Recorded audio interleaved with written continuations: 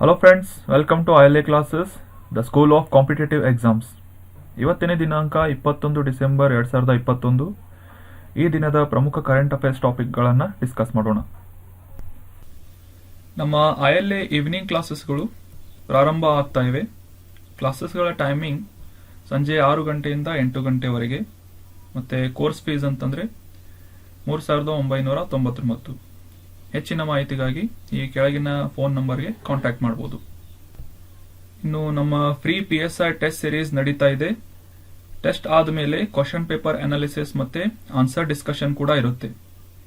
ಈ PSI ಟೆಸ್ಟ್ಗಳನ್ನು ಆನ್ಲೈನ್ನಲ್ಲಿ ಕೂಡ ಅಟೆಂಡ್ ಮಾಡ್ಬೋದು.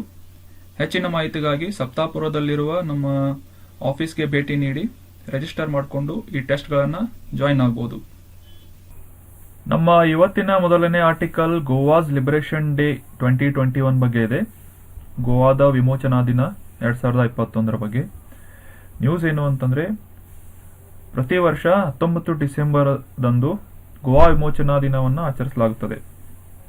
Which marks the day Indian armed forces freed Goa in 1961 following 450 years of Portuguese rule. 450 ವರ್ಷಗಳ ಒಂದು ಪೋರ್ಚುಗೀಸರ ಒಂದು ಆಡಳಿತವನ್ನು ಈ ಗೋವಾದಿಂದ 1961ರಲ್ಲಿ ನಮ್ಮ ಭಾರತದ ಸಶಸ್ತ್ರ ಪಡೆಗಳು ಗೋವಾವನ್ನು ವಿಮೋಚನೆಗೊಳಿಸುತ್ತವೆ. ಗೋವಾಕ್ಕೆ ಈ ಒಂದು ವಿಮೋಚನೆ ಸಿಕ್ಕು, ಪೋರ್ಚುಗೀಸರಿಂದ ವಿಮೋಚನೆ ಸಿಕ್ಕು 60 ವರ್ಷಗಳ ಒಂದು ದಿನವನ್ನು ಈ 2021 ಈ ಡಿಸೆಂಬರ್ 19 ಆಚರಿಸಲಾಯಿತು. ಮತ್ತು ಈ ಒಂದು ಸಂದರ್ಭದಲ್ಲಿ ಟಾರ್ಚ್ ಲೈಟ್ ಪ್ರೊಸೆಷನ್ ಅಂದರೆ ಪಂಜಿನ ಮೆರವಣಿಗೆಯನ್ನು ಈ ಒಂದು ಸಂದರ್ಭದಲ್ಲಿ ಹಮ್ಮಿಕೊಳ್ಳಲಾಗಿತ್ತು. ಈ ಗೋವಾ ವಿಮೋಚನೆಯ ಒಂದು ಹಿಸ್ಟ್ರಿ ಬಗ್ಗೆ ತಿಳ್ಕೊಳ್ಳೋದಾದರೆ, 16ನೇ ಶತಮಾನ ಅಂದರೆ ಅರೌಂಡ್ 1510 ಪೋರ್ಚುಗೀಸರು ಭಾರತದ ಹಲವಾರು ಭಾಗಗಳಲ್ಲಿ ತಮ್ಮ ಕಾಲೋನಿಗಳನ್ನು ಸ್ಥಾಪಿಸಿದ್ದರು. ಆದರೆ 19ನೇ ಶತಮಾನದ ಅಂತ್ಯದವರೆಗೆ ಇವರ ಒಂದು ಆಡಳಿತ ಏನಿದೆ, ಗೋವಾ, ದಮನ್, ದೀವ್, ದಾದ್ರಾ ನಗರ್ ಹವೇಲಿ ಮತ್ತು ಅಂಜದೀವ್ ಐಲ್ಯಾಂಡ್ ಈ ದ್ವೀಪಗಳಿಗೆ ಇವರ ಪೋರ್ಚುಗೀಸರ ಆಡಳಿತ ಸೀಮಿತವಾಗಿತ್ತು. ಈ ಗೋವಾದಿಂದ ಪೋರ್ಚುಗೀಸರ ಕಾಲೋನಿಯನ್ನು ವಿಮೋಚನೆಗೊಳಿಸುವುದಕ್ಕೆ ಒಂದು ಸಣ್ಣ ಪ್ರಮಾಣದ ಒಂದು ದಂಗೆಯಿಂದ ಈ ಒಂದು ಚಳುವಳಿ ಏನಿದೆ, ಗೋವಾ ಲಿಬರೇಷನ್ ಚಳುವಳಿ ಪ್ರಾರಂಭವಾಗಿತ್ತು. ಆಗಸ್ಟ್ 15, 1947ರಲ್ಲಿ ಭಾರತಕ್ಕೆ ಸ್ವತಂತ್ರ ಸಿಕ್ಕಾಗ ಕೂಡ ಗೋವಾದಲ್ಲಿ ಪೋರ್ಚುಗೀಸರ ಆಡಳಿತ ಮುಂದುವರೆದಿತ್ತು. ಸಾಕಷ್ಟು ರಾಜತಾಂತ್ರಿಕವಾದ ಪ್ರಯತ್ನಗಳನ್ನು ಈ ಒಂದು ಗೋವಾ ವಿಮೋಚನೆಗಾಗಿ ಪಂಡಿತ್ ಜವಾಹರ್ಲಾಲ್ ನೆಹರು ಅವರು ಪ್ರಯತ್ನ ಪಟ್ಟರು. ಆದರೂ ಕೂಡ ಈ ಲಾಸ್ಟ್ ಆಪ್ಷನ್ ಆಗಿ ಮಿಲಿಟರಿ ಇಂಟರ್ವೆನ್ಷನ್ ಅಂದರೆ ಮಿಲಿಟರಿಯ ಒಂದು ಕಾರ್ಯಾಚರಣೆಯ ಮುಖಾಂತರವೇ ಒಂದು ಗೋವಾ ವಿಮೋಚನೆ ಸಾಧ್ಯವಾಗುವುದು ಅಂತ ನಿರ್ಧಾರ ಮಾಡಿ 36 ಗಂಟೆಗಳ ಒಂದು ಮಿಲಿಟರಿ ಕಾರ್ಯಾಚರಣೆ ಆಪರೇಷನ್ ವಿಜಯ್ ಅಂತ ಡಿಸೆಂಬರ್ 18, 1961ರಲ್ಲಿ ನಡೆಸ್ತಾರೆ.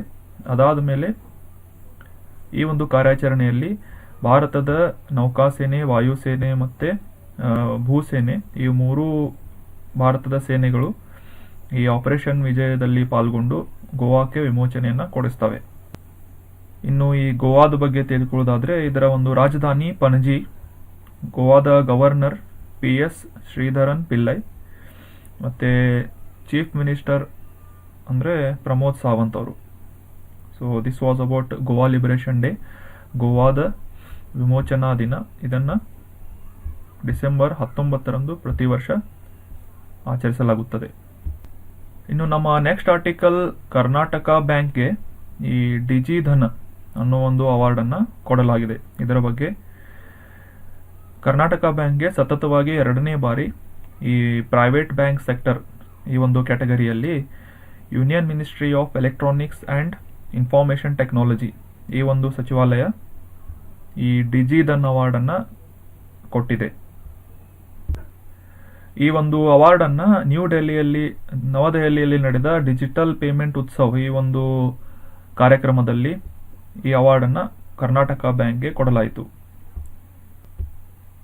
ಈ ಡಿಜಿ ಧನ್ ಅನ್ನೋ ಒಂದು ಅವಾರ್ಡನ್ನು highest percentage in Bhim UPI transaction Karnataka bank ನಡೆಸಿದ ಒಂದು ಭೀಮ್ UPI ಟ್ರಾನ್ಸಾಕ್ಷನ್ನ ಹೈಯೆಸ್ಟ್ ಪರ್ಸೆಂಟೇಜ್ಗಾಗಿ ಈ ಒಂದು ಸಾಧನೆಗಾಗಿ ಈ ಒಂದು ಅವಾರ್ಡನ್ನು ಸತತವಾಗಿ 2ನೇ ಬಾರಿ ಅಂದರೆ 2019-20 ಮತ್ತು 2020-21 ಈ ಒಂದು ವರ್ಷದಲ್ಲಿ ಖಾಸಗಿ ಬ್ಯಾಂಕುಗಳ ಒಂದು ಕ್ಯಾಟಗರಿಯಲ್ಲಿ ಈ ಅವಾರ್ಡನ್ನು ಕರ್ನಾಟಕ ಬ್ಯಾಂಕ್ಗೆ ಕೊಡಲಾಗಿದೆ.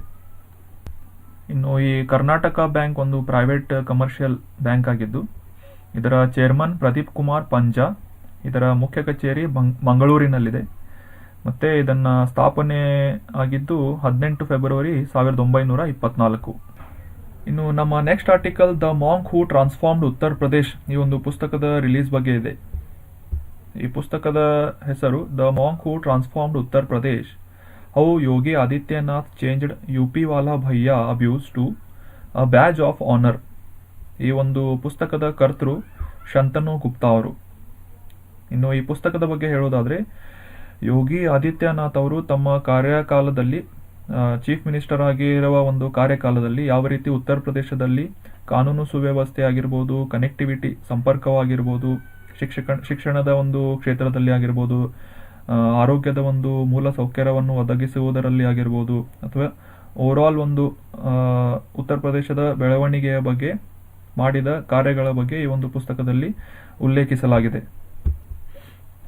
ಇನ್ನು ಈ ಪುಸ್ತಕದಲ್ಲಿ ಯೋಗಿ ಆದಿತ್ಯನಾಥ್ ಅವರು ಯಾವ ರೀತಿ ಒಂದು Nath Panthi ಸಂತನಿಂದ chief minister of Uttar Pradesh ಆದರೂ ಅಂತ ಅನ್ನೋ ಒಂದು ಅವರ ಒಂದು ಈ ಜರ್ನಿಯ ಬಗ್ಗೆ ಕೂಡ ಈ ಪುಸ್ತಕದಲ್ಲಿ ಉಲ್ಲೇಖಿಸಲಾಗಿದೆ. ಪುಸ್ತಕದ ಹೆಸರು the monk who transformed Uttar Pradesh ಅಂತ. ಇನ್ನು ಈ ಲೇಖಕರ ಬಗ್ಗೆ ಹೇಳೋದಾದ್ರೆ, ಶಂತನು ಗುಪ್ತಾ ಅವರೇನಿದ್ದಾರೆ, ಇವರ ಮುಂಚಿನ ಕೆಲವೊಂದು ಪುಸ್ತಕ ಅಂದರೆ Bharatiya Janata party past, present and future, the story of world's largest political party, ಇದನ್ನು 2019ರಲ್ಲಿ ರಿಲೀಸ್ ಮಾಡಿದರು. ಅದಾದಮೇಲೆ the monk who became chief minister, ಇದನ್ನು 2017ರಲ್ಲಿ ಉತ್ತರ ಪ್ರದೇಶದ ಚೀಫ್ ಮಿನಿಸ್ಟರ್ ಆದ ಯೋಗಿ ಆದಿತ್ಯನಾಥ್ ಅವರ ಒಂದು ಜೀವನಗಾಥೆಯ ಮೇಲೆ ಈ ಪುಸ್ತಕವನ್ನು ಶಂತನು ಗುಪ್ತಾ ಅವರು ಬರೆದಿದ್ದಾರೆ. ನಮ್ಮ next article Indian desert cat ಬಗ್ಗೆ ಇದೆ, ಭಾರತದ ಮರುಭೂಮಿಯ ಬೆಕ್ಕು. ನ್ಯೂಸ್ ಏನು ಅಂತಂದರೆ, ರೀಸೆಂಟಾಗಿ ಈ ಭಾರತೀಯ ಒಂದು ಮರುಭೂಮಿ ಬೆಕ್ಕು ಏನಿದೆ ಮಧ್ಯಪ್ರದೇಶದ ಪನ್ನಾ ಟೈಗರ್ ರಿಸರ್ವ್ನಲ್ಲಿ ಕಾಣಿಸಿಕೊಂಡಿತ್ತು. ಈ ಒಂದು ಇಂಡಿಯನ್ ಡೆಸರ್ಟ್ ಕ್ಯಾಟ್ ಏನಿದೆ ಇದರ ಬಗ್ಗೆ ಹೇಳೋದಾದರೆ, ಈ ಒಂದು ಬೆಕ್ಕನ್ನು Asiatic wild cat or Asian steppe wild cat ಅಂತ ಕೂಡ ಕರೀತಾರೆ. ಇದರ ಒಂದು ವೈಜ್ಞಾನಿಕ ಹೆಸರು Felis libica. The cat is found in deserts and can survive without water. ಈ ಒಂದು ಬೆಕ್ ಏನಿದೆ ಮರುಭೂಮಿಯಲ್ಲಿ ಕಾಣಸಿಗುತ್ತೆ ಮತ್ತು it can survive without water, ನೀರಿನ ಸೇವನೆ ಇಲ್ಲದೆ ಕೂಡ ಈ ಒಂದು ಬೆಕ್ ಏನಿದೆ ಸರ್ವೈವ್ ಆಗುತ್ತೆ. It is widely distributed from Caucasus and Turkey to western India, northward to Kazakhstan, western China and southern Mongolia. Bharat ಅಷ್ಟೇ ಅಲ್ಲದೆ ಇನ್ನೂ ಸಾಕಷ್ಟು ದೇಶಗಳಲ್ಲಿ, ಇಲ್ಲಿ ಮೇಲೆ ತಿಳಿಸಿದ ದೇಶಗಳಲ್ಲಿ ಈ ಒಂದು ಬೆಕ್ಕು ಕಂಡುಬರುತ್ತದೆ ಅಂತ. ಇನ್ನು ಈ ಮರುಭೂಮಿ ಬೆಕ್ಕಿನ IUCN ಸ್ಟೇಟಸ್ ಅಂದರೆ ಸಂರಕ್ಷಣೆಯ ಒಂದು ಸ್ಥಿತಿಯನ್ನು ತಿಳ್ಕೊಳ್ಳೋದಾದರೆ, IUCN ರೆಡ್ ಲಿಸ್ಟ್ನಲ್ಲಿ ಇದರ ಸಂರಕ್ಷಣೆಯ ಸ್ಥಿತಿ ಲೀಸ್ಟ್ ಕನ್ಸರ್ನ್ಡ್ ಅಂತ ಬರುತ್ತೆ. ಇದಾದಮೇಲೆ ಈ ಬೆಕ್ಕೇನು ಪನ್ನಾ ನ್ಯಾಷನಲ್ ಪಾರ್ಕ್ನಲ್ಲಿ ಕಂಡು ಬಂದಿತ್ತು. ಈ ಪನ್ನಾ ನ್ಯಾಷನಲ್ ಪಾರ್ಕ್ ಬಗ್ಗೆ ತಿಳ್ಕೊಳ್ಳೋದಾದರೆ, ಇದು ಮಧ್ಯಪ್ರದೇಶದ ಪನ್ನಾ ಮತ್ತು ಛತ್ರಪುರ್ ಅನ್ನೋ ಒಂದು ಜಿಲ್ಲೆಯಲ್ಲಿ ಕಂಡುಬರುತ್ತದೆ ಇದೆ. It was declared in 1994. ಈ ಒಂದು ನ್ಯಾಷನಲ್ ಪಾರ್ಕನ್ನು 1994ರಲ್ಲಿ ಈ ನ್ಯಾಷನಲ್ ಪಾರ್ಕ್ ಅಂತ ಡಿಕ್ಲೇರ್ ಮಾಡಲಾಗಿತ್ತು. 22nd tiger reserve of India and 5th ಇನ್ ಮಧ್ಯಪ್ರದೇಶ್. ಇದು 22ನೇ ಟೈಗರ್ ರಿಸರ್ವ್ ಆಗಿದ್ದು 5ನೇ ನ್ಯಾಷನಲ್ ಪಾರ್ಕ್ ಅಂತ ಗುರುತಿಸಲಾಗಿದೆ ಮಧ್ಯಪ್ರದೇಶದಲ್ಲಿ. Panna was given the award of excellency in 2007. ಈ ಒಂದು ಅವಾರ್ಡನ್ನು ಈ ಒಂದು ನ್ಯಾಷನಲ್ ಪಾರ್ಕ್ಗೆ ಕೊಡಲಾಗಿತ್ತು, award of excellency in 2007 as the best maintained national park of India by Ministry of Tourism of India. ಈ ಟೂರಿಸಂ ಮಿನಿಸ್ಟ್ರಿಯಿಂದ ಈ ಒಂದು ಅವಾರ್ಡನ್ನು ಪನ್ನಾ ನ್ಯಾಷನಲ್ ಪಾರ್ಕ್ಗೆ ಇದರ ಒಂದು ಉತ್ತಮವಾದ ಒಂದು ಮೇಂಟೆನೆನ್ಸ್ಗೋಸ್ಕರ ನೀಡಲಾಗಿತ್ತು. ಇಲ್ಲಿ ಕಂಡುಬರುವ ಕೆಲವೊಂದು ಪ್ರಾಣಿಗಳು ಅಂತಂದರೆ tiger, leopard, chital, chinkara, nilgai, sambar and sloth bear ಈ ಒಂದು ಪ್ರಾಣಿಯ ಒಂದು ಪ್ರಭೇದಗಳು ಈ ಪನ್ನಾ ನ್ಯಾಷನಲ್ ಪಾರ್ಕ್ನಲ್ಲಿ ಕಂಡುಬರುತ್ತವೆ. ಇನ್ನು ನಮ್ಮ ನೆಕ್ಸ್ಟ್ ಆರ್ಟಿಕಲ್ ಪ್ರಾಜೆಕ್ಟ್ 15B ಅನ್ನೋ ಒಂದು ಕ್ಲಾಸ್ನ ಯುದ್ಧ ನೌಕೆಯ ಬಗ್ಗೆ ಇದೆ. ನ್ಯೂಸ್ ಏನು ಅಂತಂದರೆ, Mormugao Indian navy's second indigenous stealth destroyer of the P-15B class. ಈ P-15B ಕ್ಲಾಸ್ ಅನ್ನುವ ಒಂದು ಕ್ಯಾಟಗರಿಯಲ್ಲಿ ಮಾರ್ಮುಗಾಂವ್ ಇಲ್ಲಿ ದೇಶೀಯವಾದ ಒಂದು ಸ್ಟೆಲ್ತ್ ಡೆಸ್ಟ್ರಾಯರ್ ಅಂದರೆ ರಹಸ್ಯಕರವಾದ ಒಂದು ಕಾರ್ಯಾಚರಣೆಯನ್ನು ನಡೆಸುವಂಥ ಸಾಮರ್ಥ್ಯ ಇರುವ ಹಡಗಿನ ಒಂದು ಡೆವಲಪ್ಮೆಂಟ್ ಬಗ್ಗೆ ಇದೆ. Which is plan to commission in mid 2022 ಅಂದರೆ 2022ರಲ್ಲಿ ಇದನ್ನ ಕಮಿಷನ್ ಮಾಡುವ ಒಂದು ಸಾಧ್ಯತೆಗಳಿದ್ದಾವೆ. ಈ ಒಂದು ಹಡಗಿನ ಈಗ 19ನೇ ಡಿಸೆಂಬರ್ 2021ರಲ್ಲಿ ಮೊದಲನೆಯ ಸಾರ್ಟಿ ಅನ್ನ ಕಾರ್ಯಾಚರಣೆಯನ್ನು ನಡೆಸಲಾಯಿತು. ಈ ಸಾರ್ಟಿ ಅಂತಂದರೆ when a group of soldiers is sent on the specific mission. ಒಂದು ಗುಂಪಿನ ಸೋಲ್ಜರ್ಗಳೇನಿದ್ದಾರೆ ಒಂದು ಸ್ಪೆಸಿಫಿಕ್ ಆದ ಮಿಷನ್ಗೆ ಹೋಗುವುದನ್ನು ಸಾರ್ಟಿ ಅಂತ ಕರೀತಾರೆ. ಅಂದರೆ ಈ ಒಂದು ಹಡಗಿನ ಒಂದು ಪ್ರಾಯೋಗಿಕ ಕಾರ್ಯಾಚರಣೆಯನ್ನು ನಡೆಸಲಾಯಿತು ಅಂತ ಹೇಳಲಾಗಿದೆ. Mormugao is being built at Mazagon dock ship builders limited MDSL as a part of project 15B destroyers. ಈ ವಿಧ್ವಂಸಕ ಒಂದು ಹಡಗಿನ ಡೆವಲಪ್ಮೆಂಟನ್ನು ಮಸ್ಗಾಂವ್ ಡಾಕ್ ಶಿಪ್ ಬಿಲ್ಡರ್ಸ್ ಅನ್ನೋ ಒಂದು ಸಂಸ್ಥೆಯಿಂದ ಡೆವಲಪ್ ಮಾಡಲಾಗಿದೆ.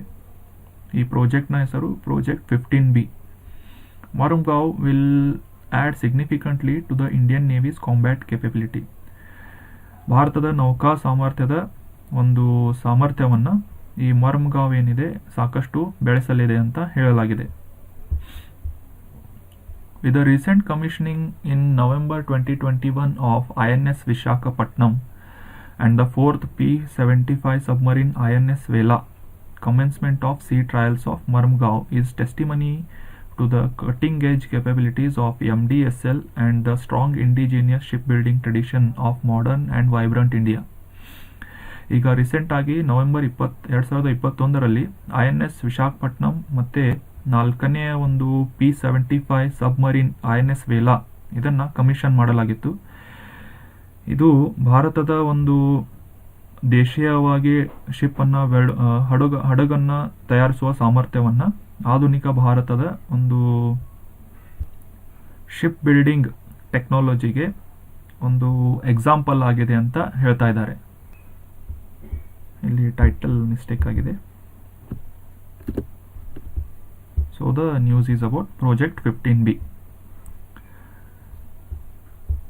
So this was all about today's discussion friends.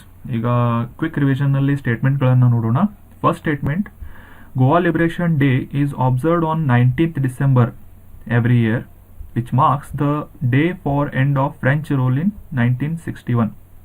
ಭಾರತದಲ್ಲಿ ಫ್ರೆಂಚರ ಒಂದು ಆಡಳಿತದ ಕೊನೆಯನ್ನು ಗೋವಾದ ಲಿಬರೇಷನ್ ಡೇ, ಗೋವಾದ ವಿಮೋಚನೆಯ ದಿನವನ್ನಾಗಿ 19 ಡಿಸೆಂಬರ್ನಂದು ಆಚರಿಸಲಾಗುತ್ತೆ ಅಂತ ನ್ಯೂಸ್ ಇದೆ.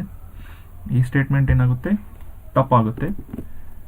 ಯಾಕಂತಂದರೆ ಫಾಲ್ಸ್ ಆಗುತ್ತೆ. ಯಾಕಂದರೆ ಇದು ಫ್ರೆಂಚ್ ಆಡಳಿತ ಅಲ್ಲ, ಪೋರ್ಚುಗೀಸರ ಒಂದು ಆಡಳಿತದಿಂದ 1961ರಲ್ಲಿ ಗೋವಾ ವಿಮೋಚನೆಯನ್ನು ಮಾಡಲಾಗಿತ್ತು ಡಿಸೆಂಬರ್ 19ರಂದು. Our next statement is, Karnataka ಬ್ಯಾಂಕ್ಗೆ ಡಿಜಿಧನ್ ಅನ್ನೋ ಒಂದು ಅವಾರ್ಡನ್ನು ಕೊಟ್ಟಿದ್ದರ ಬಗ್ಗೆ ಇದೆ. ಇದನ್ನು ಕೊಡಲು ಕಾರಣ ಏನಂತಂದರೆ, ಸತತವಾಗಿ 2ನೇ ಬಾರಿ ಈ ಒಂದು ಡಿಜಿಧನ್ ಅವಾರ್ಡನ್ನು ಕರ್ನಾಟಕ ಬ್ಯಾಂಕ್ ಪಡೆದಿದೆ. ಭೀಮ್ UPI ಟ್ರಾನ್ಸಾಕ್ಷನ್ ಜಾಸ್ತಿ ಆಗಿದ್ದರಿಂದ, ಹೈಯೆಸ್ಟ್ ಪರ್ಸೆಂಟೇಜ್ ಆಗಿದ್ದರಿಂದ ಈ ಒಂದು ಡಿಜಿಧನ್ ಅನ್ನೋ ಒಂದು ಅವಾರ್ಡನ್ನು ಡಿಜಿಟಲ್ ಪೇಮೆಂಟ್ ಉತ್ಸವ್ ನವದೆಹಲಿಯಲ್ಲಿ ನಡೆದ ಕಾರ್ಯಕ್ರಮದಲ್ಲಿ ನೀಡಲಾಗಿತ್ತು. So this statement is true. Next statement is, Panna national park is located in Maharashtra. ಈಗ ಜಸ್ಟ್ ನಾವು ಆರ್ಟಿಕಲ್ನಲ್ಲಿ ನೋಡಿದ್ವಿ, when we were studying about Indian desert cat. ಈ ಒಂದು ಕ್ಯಾಟ್ ಏನಿದೆ, ಮರುಭೂಮಿಯ ಬೆಕ್ಕು, ಪನ್ನಾ ಟೈಗರ್ ರಿಸರ್ವ್ನಲ್ಲಿ ಗುರುತಿಸಲಾಗಿತ್ತು ಅಥವಾ ಕಂಡು ಬಂದಿತ್ತು ಅಂತ. ಇದು ಪನ್ನಾ ಟೈಗರ್ ರಿಸರ್ವ್ ಏನಿದೆ ಇದು ಮಧ್ಯಪ್ರದೇಶದಲ್ಲಿದೆ. So the statement is wrong. It is located in Panna National Park is located in Madhya Pradesh. So next statement, Project 15B is related to class of guided missile destroyer. So this statement is also true. ಇದು true ಆಗುತ್ತೆ, ಯಾಕಂದರೆ ಈ ಒಂದು ಪ್ರಾಜೆಕ್ಟ್ನಲ್ಲಿ ವಿಧ್ವಂಸಕವಾದ ಒಂದು ಹಡಗನ್ನು, stealth ಅಂತ ರಹಸ್ಯಕರವಾಗಿ ತನ್ನ ಕಾರ್ಯಾಚರಣೆಯನ್ನು ನಡೆಸುವಂಥ ಸಾಮರ್ಥ್ಯವಿರುವ ಹಡಗಿನ ಬಗ್ಗೆ ಈ ಪ್ರಾಜೆಕ್ಟ್ 15 ಇದೆ. So this statement is true. The monk who transformed Uttar Pradesh is written by Sanjaya Baru. This statement is false. ಈ ಒಂದು ಪುಸ್ತಕವನ್ನು ಶಂತನು ಗುಪ್ತಾ ಇವರು ಬರೆದಿದ್ದಾರೆ.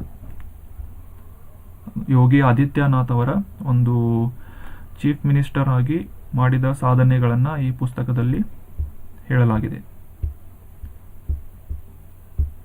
So that was all about today's discussion friends. ಈ ಒಂದು ಡಿಸ್ಕಷನ್ನಲ್ಲಿ ಭಾಗವಹಿಸಿದ್ದಕ್ಕೆ ನಿಮಗೆಲ್ಲ ಧನ್ಯವಾದಗಳು. ಈ ಒಂದು ಆರ್ಟಿಕಲ್ಗಳ PDF ಏನಿದೆ ನಮ್ಮ ಟೆಲಿಗ್ರಾಮ್ ಚಾನಲ್ನಲ್ಲಿ ಅವೈಲೇಬಲ್ ಇರುತ್ತೆ. Please download the PDF from our Telegram channel. Thank you so much for joining.